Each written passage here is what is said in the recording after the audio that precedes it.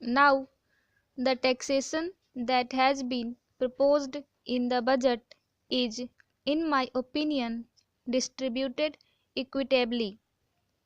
The corporate sector, if I remember all right, is going to give about rupees 34 crore.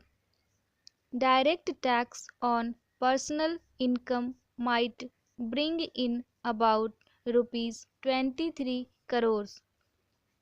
Excise duty may bring in about rupees 45 crores. On the whole, the burden that has been placed for defense and development is more or less equitably distributed.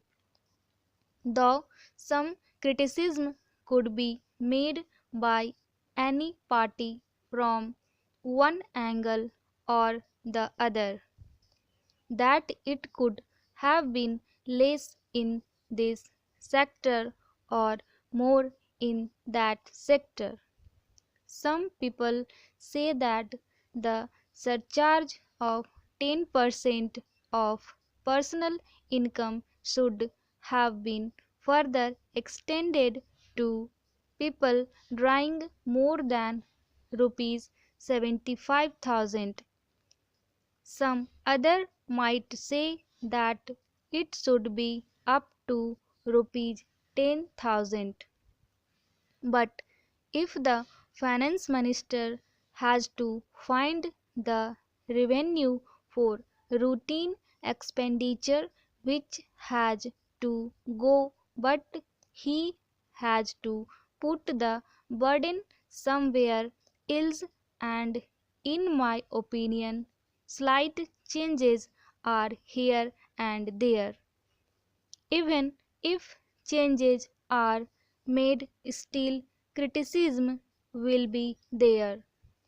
I submit that the budget should be looked at from the overall point of view and not from either the leftist point of view or the rightist point of view. That is why I say that this is a balanced and realistic budget, and it deserves the sympathy and support of the whole House. It is not an ordinary budget.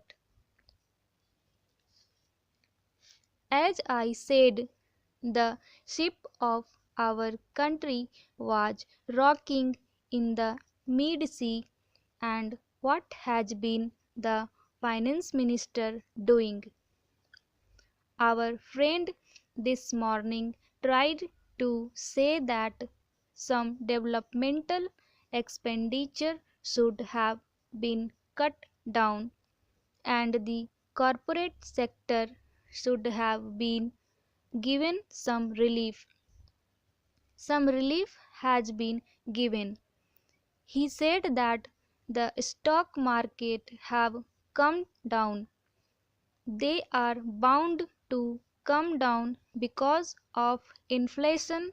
The prices of the stocks and shares were above all the probable economic viability.